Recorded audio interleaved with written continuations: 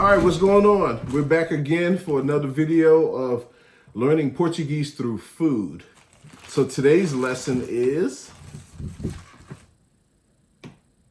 this is a carrot. You all know that. In Brazil is cenoura. Cenoura. Okay. Our second one, if I can get it open. And of course someone's jumping up on my lap because they love cenoura. Cenoura. Cenoura. Cenoura. Cenoura.